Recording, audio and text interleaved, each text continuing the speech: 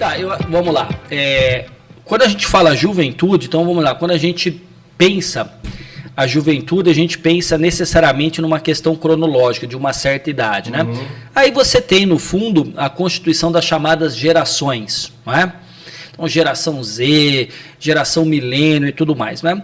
Agora, sociologicamente, jovens não são apenas definidos por idade, mas sim pela presença de suas vidas num dado contexto sociológico e histórico. Perfeito. Tá?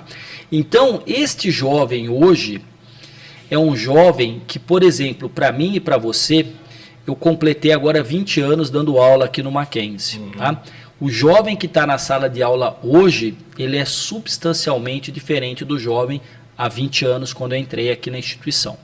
Então, perceba que há algumas questões que hoje, de fato, transitam na vida desse jovem. A polarização é uma delas. As redes sociais têm sido presentes.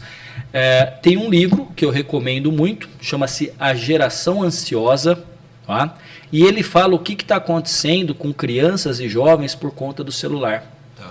O que tem acontecido com o declínio da saúde mental de crianças e jovens quando elas passaram a não apenas usar um telefone para falar, mas para filmar, e quando colocou a câmera frontal. Uhum. Mostrando que aumentou a ansiedade, a depressão, a mutilação e os índices de suicídio. E a dispersão também. A dispersão, nós que somos professores, se você tentar, numa sala de aula hoje, lutar com a presença do celular, você perde, porque você vai ter...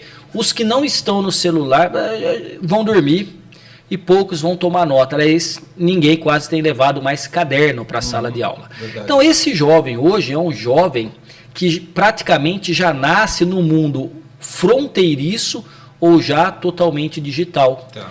A polarização faz com que esse jovem não queira se manifestar. Por quê? Porque ele tem medo de ser cancelado. Eu sempre falo assim, pessoal, a nossa aula ela será de política. Uhum. Ela tratará de Maquiavel, Hobbes, Locke e Rousseau, autores clássicos da política. Claro que muitas vezes eu trago exemplos atuais, históricos e concretos para ajudar, e vocês podem também trazer aqui. Só vou lembrar uma coisa, nós não vamos brigar, nós não vamos ser desrespeitosos.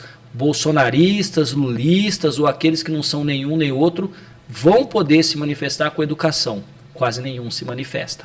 Então, quando você fala desta polarização, deste ódio que tem permeado as redes sociais ou a vida das pessoas, isso tudo faz com que o jovem cada vez mais se torne alguém preocupado única e exclusivamente com seus interesses, né?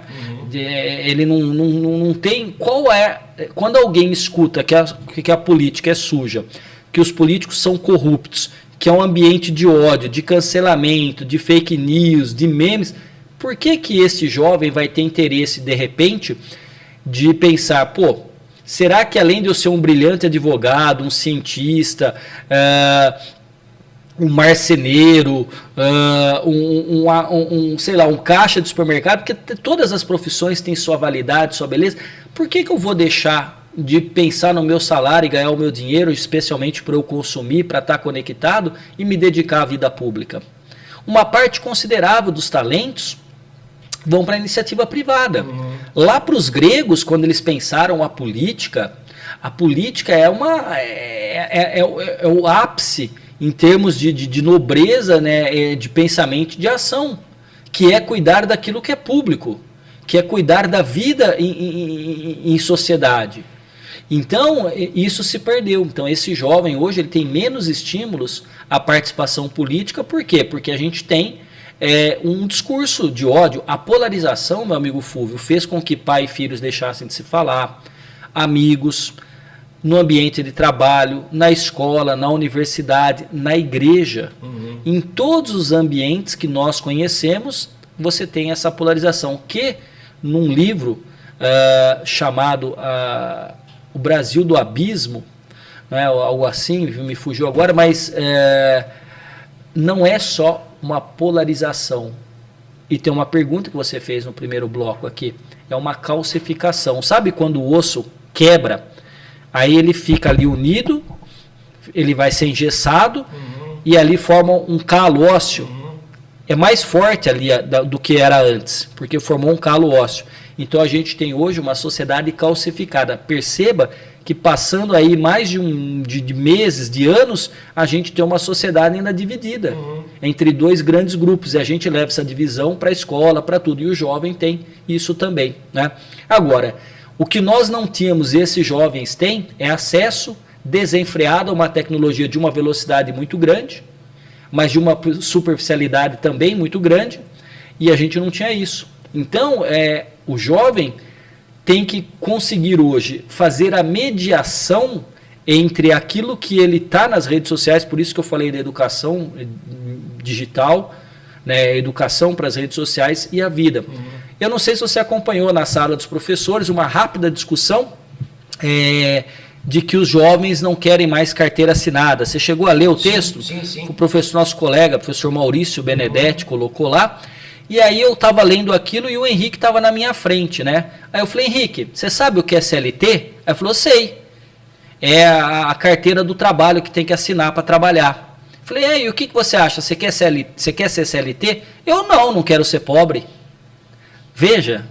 Eu falei, mas por que você está falando isso? Não, porque a CLT é para quem? Você acha que eu vou querer ganhar o salário? Não, aí ele falou assim, eu posso até ser CLT, trabalhar para alguém, até eu ter dinheiro para montar o meu escritório de advocacia. Aí eu não quero mais ser CLT. Falei, é isso, filho, mas por que você está falando isso? Porque tem uns videozinhos na internet de um cara que joga a carteira de trabalho e as meninas saem correndo. Quem que jogou a carteira de trabalho ou apontou a carteira de trabalho na cara de outro político nas eleições aqui? Foi o Marçal. Então isso aí está nas redes sociais e os jovens estão entendendo que CLT é ser pobre. Agora, é uma ideia enviesada, equivocada do que é o trabalho, porque o trabalho hoje é outro.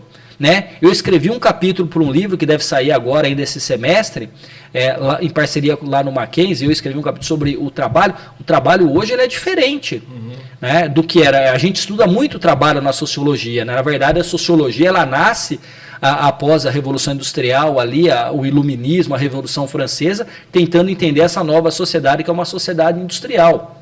Essa sociedade hoje não é uma sociedade em que a acumulação de capital ou desenvolvimento se dá única e exclusivamente pela indústria. Aliás, a indústria perde espaço cada vez mais. Então, a ideia do Lula de reindustrialização é uma quimera. O Brasil não se reindustrializa, acho que nunca mais. O mundo é outro. Mas os jovens hoje têm tido isso. Então, assim, o meu filho, aquilo que o Henrique falou para mim, sem que ele tivesse sequer lido o artigo que saiu publicado no UOL, já é um sentimento. Para mim um indício de que fato está acontecendo isso. Né? Então, assim, os jovens têm se posicionado diferente. Então, os jovens estão tirando férias silenciosas. Você viu isso? Que a geração Z está saindo mais cedo do trabalho, né? Está saindo mais cedo, não tem compromisso. A gente tem hoje jovens que têm ido com os pais para entrevista de emprego. Você tem pai ligando, na universidade já teve caso até de pai que foi saber por que o filho foi reprovado na disciplina do mestrado. Caramba. Então, a gente tem uma metamorfose do trabalho e da juventude. A vida, por exemplo, provavelmente para você, Fúvio, você tem um pouco mais de idade do que eu, não muito, mas tem um pouco mais de idade, mas para a sua geração, talvez, não fosse empreender uma coisa, mas passar um concurso do Banco do Brasil e ter uma vida estável.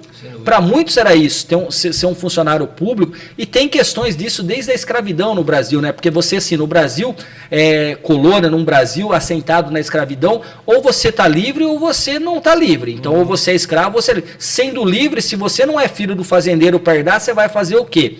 Você vai trabalhar com o quê? Como você tem um comércio pouco desenvolvido, uma indústria que praticamente não existe, o canal e o caminho oficial ali, praticamente para todos, é o quê? Ser funcionário público. Daí o nosso gosto pelo bacharelismo, entre outras coisas. Sérgio Buarque de Holanda, Raízes do Brasil. A grande questão é que hoje o jovem não quer ser nem funcionário público, muito menos, porque o Estado não presta, o Estado é corrupto, o político... Não quer. Então ele quer que eu... Dizer o quê? Ele quer ter um emprego? Qual? Ah, mas o jovem não quer ter compromisso. Aí ele olha, às vezes, o pai e a mãe dele acabado no final de semana, que não aguenta levantar, cansado, estressado, à base de medicamento, fala, mas eu quero isso para mim? Então são questões que hoje a gente tem que trazer. Quer dizer, há dados mostrando que o Brasil tem tido um severo problema de saúde mental, e esses jovens estão nisso, angustiados. Você já deve ter tido isso, mas eu já tive jovem que tirou uma nota baixa e começou a chorar. Por quê? Porque não aguenta a frustração de saber que a vida não é só, muitas vezes, aquilo que a gente deseja. Então não é um caminho fácil. O jovem tem que ter perspectiva crítica. Para ter perspectiva crítica, para ter capacidade analítica, tem que ler.